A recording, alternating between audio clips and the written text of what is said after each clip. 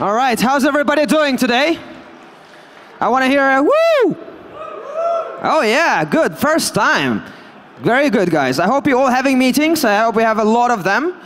Right now I'm going to introduce the next panel, and it's going to be an exciting one, Women in Tech. It was really important for us to have 50-50 ratio of female to male speakers at Arctic15, and we achieved that. I don't think many conferences can say that. But with that, I really want to introduce our panelists. And first up, I would like to introduce Tuula Rytilä from Microsoft. She's not for the first time on the stage. Welcome back. You've been here before, so welcome. You can take a seat here. And then next up is Kaisu Karvala, Vice President of Rovio. Please come on up on stage. Woo! Yes. And Jude Ower from Playmob. Please come on up. And to host the lovely ladies will be Bianca, Juti. Please. Welcome to the stage. All right, I hope you have a lot of tough questions, a lot of interesting ones as well.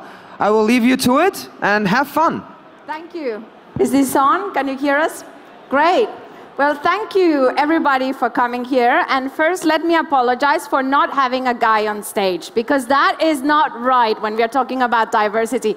Any guy want to come up and join us? You want to come up? Come on. Come on, we don't bite, promise you. Woo! Hi, Tommy, come on up. Hi, guys. Great. So now what we'll do is let's start with a few introductions so that we know, just sit here if you want. Okay. So Tuula, how about you introduce yourself? Okay, good afternoon, everybody. My name is Tuula Rytilä. I work at Microsoft in Windows marketing. My title says post-sale monetization. I moved to Seattle and Microsoft 2 years ago with the Nokia devices acquisition. I was working for Nokia 15 years with some of the other panelists, and my last role there was CMO.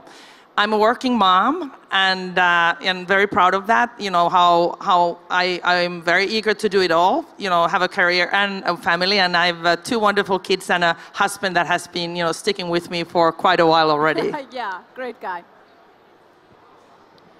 Hello, my name is Kaisu Karvala. I'm actually covering for our CEO, who was supposed to be here, woman also. So I come from Rovio. You know, the company that made mobile games and now a small movie. Hope you have all seen it. I used to work 14 years with TeliaSonera before. I was running Global Mobile Alliance GSM Association Europe, where I know you from. So it's a very small world for women in technology. I'm proud to raise 2 daughters also, and we have a female dog. So. Hi, I'm Jude Ower, and I'm the founder and CEO of a startup called Playmob. So Playmob is my 3rd business, so I'm a founder in the game space, so previously building games for education and for training, and now Playmob is a platform connecting games to charities and brands with a profit for purpose model. Hi, I'm Tommi Uhari. I'm partner in Karma. Karma Ventures is a new venture fund we launched in February this year. We've got Estonian Skype founding engineers as a cornerstone investor. Prior to this, I've been an entrepreneur for the past 5 years, and before that, we all worked in ST Microelectronics in Switzerland, and you know, learned most of what I know about international technology with, for example, these wonderful ladies at Nokia. But I think I'm here because I was lucky enough to have had such support at home that I was able to work on an entrepreneurial streak, you know, for the past 5 years. So without a country like Finland or models like we have in Finland, where everybody works, you know, it gives the other spouse an opportunity to take a risk in something they want to do. So, you know, thanks to my wife for all the hard work. Thank you, Tommy. My name is Bianca, and I am the Chief Corporate Relations for Heineken, based in the Netherlands. It's a company with almost 300 brands, and it's a lot of fun. So I'm not a woman in tech anymore. I'm a woman in drinks. But anyway, so I'm the moderator for this panel today, and what I propose we do is that the first half of the panel we discuss the topic of diversity, and then I have some questions for all of these guys about the thing they're doing and that they're passionate about. So Tuula, let's start with you. There's a big move in Silicon Valley and in general in the US to fix what is called the leaky pipeline, which is the fact that women are hired almost the same numbers in entry-level positions, but then the question of progress is tougher. And I know Microsoft is working on this. What can you share with us? Yeah, so at Microsoft, we have a new CEO, Satya Nadella, since 2.5 years, or a little bit more than 2 years. And he's driving a cultural change, what we call growth mindset. And we talk about being obsessed with our customers, operating as one team. But then the third element is diversity and inclusion. And I think, you know, we're very focused on, you know, trying to solve for that funnel, what you mentioned. And I would say 3 things that we've learned, you know, that make a difference is transparency, setting targets, and then equipping everyone, you know, to do something for gender balance and diversity. I think the transparency is, you know, we need to start with transparency. It's a big company. We're like 100,000 employees. Yeah. And how do you change culture in that environment? So we've made things public now for the first time ever. We've made public, you know, our equal pay, which I'm really proud to say there is an equal pay. But that was maybe news to people because, you know, that wasn't public information.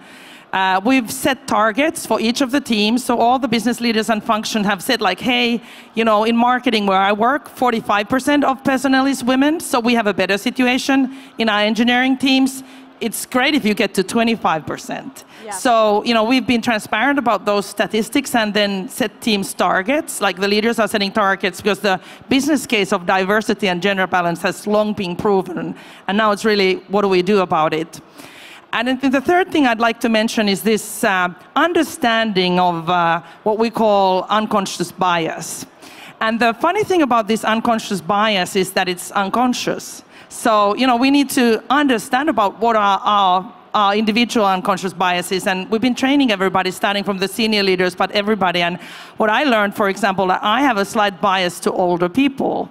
I was in shock because I think I'm youthful, like I'm all for the young, and there I am, like, you know, learning that I actually unconsciously tend to like value opinions of older people better. So like making people aware of their biases, things like women get interrupted in meetings much more than men, and being aware of those things. And then, you know, when you are, as a, for example, a male manager, you're aware of, you know, of your own biases, then you can act on them. Wow, that's really interesting, Tuula. How did you discover the bias? Because there's a training that, you know, you study, or like a test where you study your own reflexes. And then, you know, it automatically calculates it, and you have to, you know, choose between 2 faces, you know, for example, on white or black, women, you know, man, or old or young. And then, you know, your reflexes actually tell your unconscious bias, apparently. Oh, very good. Please send me some data. I'll adopt it at Heineken. You'll be surprised. Very good. Kaisu, I'd love to hear from you, your experience as a woman in business and what you've learned as a consequence. Well, like I said, was 14 years with TeliaSonera. First with Telecom Finland, then Sonera, then merging with the Nordic companies. You would think that Nordic telco is super diversified and all for women. Well, it hasn't always been the case. So it was clear that our euro was the 80 cents. Even in my team, managers with not even wives but girlfriends had more housing allowances than I did, which was terrible because I saw them all, but it was HR decision from the headquarters. So you had to actually learn to be super bitchy tough. And that was not something very natural to me. So I actually had to challenge things that I shouldn't be in that position. It should just come to me as it did for the men. I think the funniest incident that made me grow also quite a lot was when I was chosen as the chairman GSM Europe. And I was like, I'm not going to carry a card saying chairman. So can I just be chair? And chairwoman is not as good, isn't it? It's a very different, you're a native, so chairwoman, what's that? Doesn't exist. So it's a chair.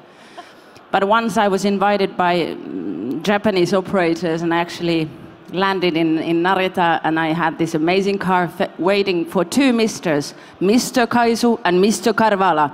So I arrived, and they're like, they sent their secretary. Why did they both cancel? They sent this blonde secretary. So I had the program with geishas and tea parties and all that. So they were super, well, it wasn't the best day for them either. But it has been a funny road as a woman in telco. Yeah. You have to be open and humble, but a little bit tougher at the beginning, and it's not good for a young person. Yeah. Thank you, Kaisu. So now, Jude, I'd love to hear, you're the CEO and founder of Playmob, and you're a millennial as well. So are things changing? Do you find in the startup world, or are they pretty much the same? No, I think there's definitely more. Is this working? Just hold it close and it will switch. Hello. Yeah, play again. It's there's definitely more women getting into the startup world. I think one of the things we were talking about before was women in games, and I think when I first started out in the games industry, there wasn't really a lot of women in the games industry, but there are more now because of games being mainly played by 50-50. There's such an even split now between the audiences. So we need more women in the games industry to build games for women. But I think in the wider tech space, I think it has changed. I mean, a funny story from about 5 years ago. So when I was setting up Playmob, and I went to, I was used to being in the games kind of community and it being a very kind of welcoming space. And even though it was more men than women, I didn't think anything of it. And then I started to take a step out into the wider tech space. And I remember going to a pitch, and there were 6 of us. I was the only female, and I had to pitch to investors. And backstage, one of the entrepreneurs said to me, but it's okay for you because you've probably got a rich husband that looks after you anyway. Oh! And that just made me want to do a much better pitch than him. But yeah. But it was the first time I'd ever been faced with anything like that. But I'd have to say, like, I haven't faced anything like that since. I think that was just a one-off. It was just a funny story. But I think now we're seeing more, because you're seeing more. Business had been able to be set up from home. It's much more flexible. Then more women are moving into being entrepreneurs, and also women kind of returning to work after having kids. So, one of our employees had taken 2 years out, and she's come back to work for us, and she's amazing. So I think there's more opportunity there as well, and just much more flexibility.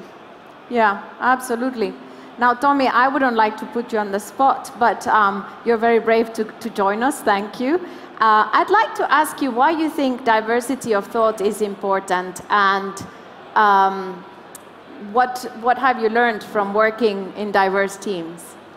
Yeah, thank you for asking. So I'm really a believer in diverse views bringing a kind of richer debate, and I think it comes from just like when you're trying to do new things like you do in a startup or a big corporation that's kind of successful in something new. Nobody has the answer, but together you can have it. And just like diverse background, like different way of thinking, you just can't afford not to take all inputs in. And that's just my belief that gender diversity is one dimension, but there are so many others. So what I've really learned is that this diversity in background is actually super valuable. But gender diversity is one of the things that's like so easily manifests that it's whether the organization is diversity tolerant or supportive or actively managing it, like Tuula was saying. So I just believe that with diversity you get like better results, especially if you need to do something new. Yeah, I'm always impressed by the fact that, of course, women make a lot of the purchase decisions in households. So I find that companies that do not take the input from women are missing a lot in terms of how their business could expand. Another way to look at it as well is there is a McKinsey study that you may have heard about, which was prepared for the last Davos World Economic Forum.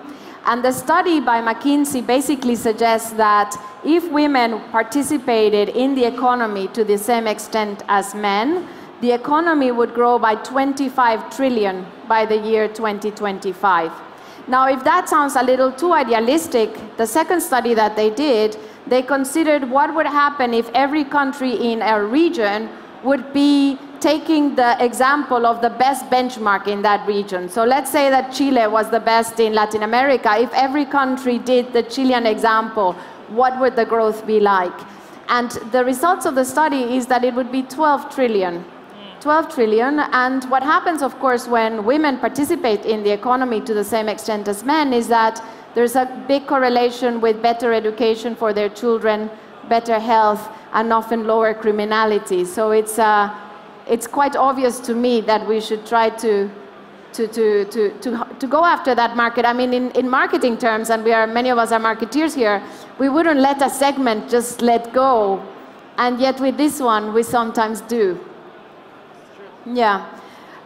So now, do you guys still want to discuss diversity, or should I start asking some questions about our jobs and what we're doing? Who wants diversity? Hands up. Okay, so let's go half and half, but I'll ask you now, Tuula, what I'm very interested to hear is Microsoft is, of course, evolving very fast, and I'd love to hear from you. What do you consider your next frontier, and who will be your competitors in the future? I think, you know, if you look at the landscape, pretty much everybody is our competitor, and a lot of our competitors are also our partners. So it's a new way to look at competition. If I'm thinking about our cloud business, there our competition is Google and Amazon for sure. If I'm thinking about our devices or Windows business, we are competing with Apple and Google again. And then I'm looking at like our applications and services, let's say like Office. Apple is their big partner because, you know, they are on iPad and iPhone. So, you know, there we're competing with Google again. And then let's say a company like Salesforce. So it's a combination. If I'm looking at the future of the Windows business where I work, you know, our ambition is to create a more personal computing, and we're going to things like, you know, holographic, virtual, augmented, mixed reality. So you have a totally new set of competition there, Facebook being one. And today I'm working on, you know, bring the Xbox and the Windows online stores together. Of course. So we take a lot of lessons from the company, you know, on the other side of Lake Washington, Amazon. So for sure, you know, that kind of psychology of shopping that they are mastering with convenience and you know, selection is you know, it's very exciting. Great, awesome. Kaisu, what about you guys? What's the movie doing to reinvigorate the Angry Birds brand and the games? Tell us about it. Well, you should tell me about what has it done, because I hope you all have seen the movie. We're #1 in 50 countries already, which was far beyond our expectations, and it's fantastic. We're going to be in 88 countries. Now our birds can talk, they can walk, but they still can't fly. So we still can make a lot of movies. Maybe they'll learn something. It's a very diverse world. We have been attacked by crazy things. There's not enough female characters in the games, yet all the little birds who are already in the games are there, starting from Matilda, who is the one for the anger management course. It has been a great journey, and it of course opens up all the consumer product business. It opens up the old games also. We have seen a lot of peaks in the downloads. But it's also sets the bar very high. Yeah. If you do first movie this well, you better do the second one also as well. Yeah. But it has been an amazing journey, and not only that, we have made it with the very scarce resources. As you know, it has been 2 very tough years for Rovio. So being in the meetings with all the big players and always the same 4 people, it has been a tough Finnish exercise with 40 nationalities within Rovio. So we are very grateful of all those people who actually came to this, not always this warm country. So, and they stuck with us. So that's the diversity I believe in. So yeah, thank you, Kaisu. And Jude, how about you share with us a little bit the model of Playmob? I think a lot of people here might not know what Playmob is. And I'm a big champion, and I want you to tell the story of this company you founded a few years ago. So Playmob, we're a platform that connects games, charities and brands. So we're bringing together, we started off just by connecting games to charity because in 2010, we noticed an opportunity when Zynga, who made Farmville, launched a campaign for the Haiti earthquake. So what they did was they launched an item where you can purchase within Farmville, and a percentage of this money was going to help the victims of the earthquake. So they raised like over $1 million in 5 days, but they had a huge conversion of non-spender to spender, huge increase of engagement, lifetime value, and virality.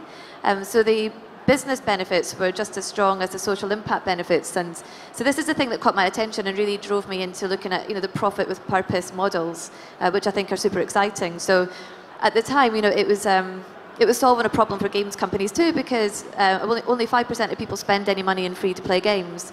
So I thought, we've got a really good, strong business case to create a platform where games companies can sign up and run and manage their own campaigns, find charities, and now they can work with brands, and brands can sponsor in-game items or actions, which is all based around doing good.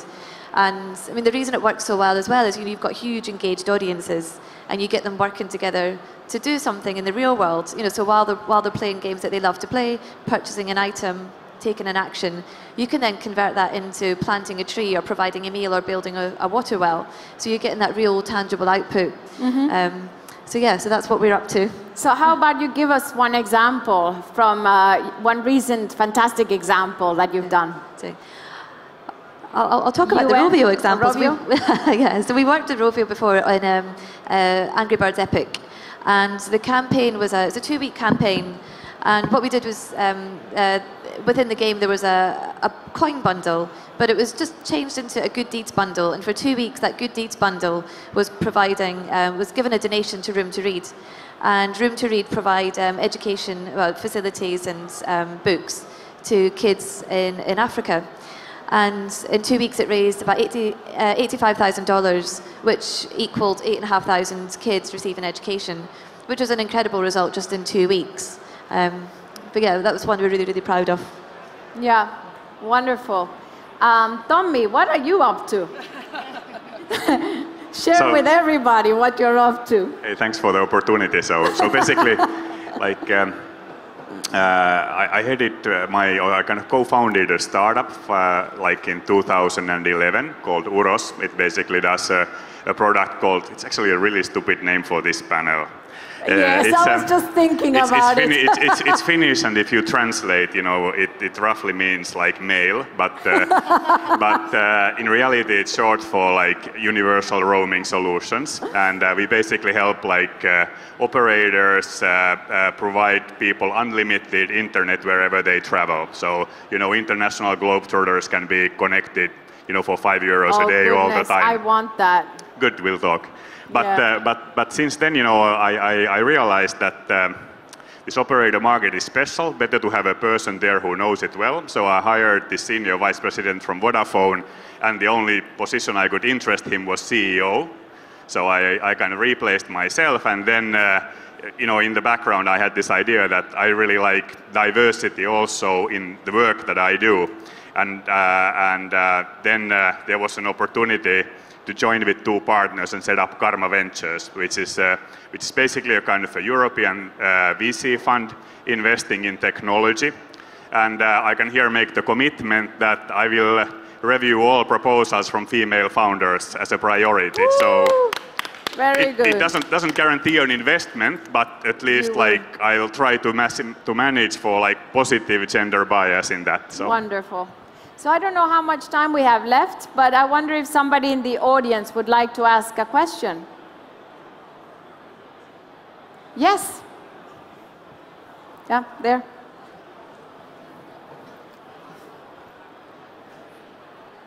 Hello. I was just wondering, what processes have you guys thought of to engage more women into tech, and concrete kind of plans to get women into those positions? Tommy? Yeah, I mean, I think the first one, we can all do at home, and it's like, let's make sure that your daughters are never afraid of technology. So make them feel that they are good at playing Legos, they are good at math. Encourage with them with those things that I think for unnecessary reasons as a society we sometimes kind of like don't encourage sufficiently. So that's like one thing, and then of course being comfortable with math skills is one of the things that puts people off when they have career choices as whether they dare do tech or not. My 2 cents. Thank you, Tommy. Kaisu. Well, having lived in Belgium in EU affairs nearly 18 years, what we actually did with 2 female commissioners, Nelly Cruz and Viviane Reding before her, so we actually took the code.org from the US to the EU and really tried to push European girls to code. And of course, Rovio was also instrumental, but that was already while I was working with the telco operators. It's very important that the girls dare to code. It's not something that little boys just do. And it's very important that girls play also. For instance, our little one, she wasn't very good in motoric ways, but with the iPad and actually Angry Birds and stuff, she was much better in pesäpallo after that also. She could actually grab things better when she's learned how to swing, so. Very good. It's to dare. Yeah. Tuula. So I'd add 2 things. One is very close to what Tommy was saying. It's really encouraging girls to study math and what we call STEM, like all the math-related sciences. And it's really important for what dads say. So if there's any fathers of girls here, you have to encourage your girls to study math, because when the father says that you're doing great in math, it's much more believable than when a mom says, I have empirical evidence, but I also seen research saying on it. So that's one. I think the other thing is role modeling. And I'm a modest Finn. I don't wake up in the morning thinking like I'm a role model. But I've noticed that if there are less women up there in technology companies that women can look up to, they don't see the path. So it's kind of like if you yourself go up a step, your task is to pull the next ones with you. And I take that very seriously. Lovely. Jude? I think mine would be hire them. Yes. Just hire women. But I think the other thing as well is just put yourself out there. I noticed that a lot of events that I go to, I see we've got kind of groups of women that are forming, and we all support each other, which is amazing. But as one of the groups that I go to, it's EY Women's Network, and they have sessions where they say bring along an amazing woman that isn't part of the network, so they could see kind of that it's what we do and be inspired. So I think if there's more of that as well, I love that whole model, kind of bringing people into the group as well, because we are, rather than just being the same group as well. Thank you very much. Well, my concluding remark would be that I think it's important to involve men as well very much in this process. And it's been proven actually that millennials want to redefine both masculinity and femininity, because the constraints are both ways. And I find that a man with tenderness is as sexy as a man that is strong. And equally, why not talk to a woman with intellectual power? So it's about redressing our biases, as you were saying, Tuula. And what some companies are doing, like Netflix and Facebook and Microsoft, are that they are giving paternity leave. So it's not just maternity leave, it's treating both parents equal. And when we start to do those things, and we start not to stigmatize people for taking time off work, whether it's for having children or for exploring something, you can get to a new situation. So I think we can do it. Let's do it together. And thank you very much, panelists, for being here. Thank you. Thanks, Bianca. Yeah.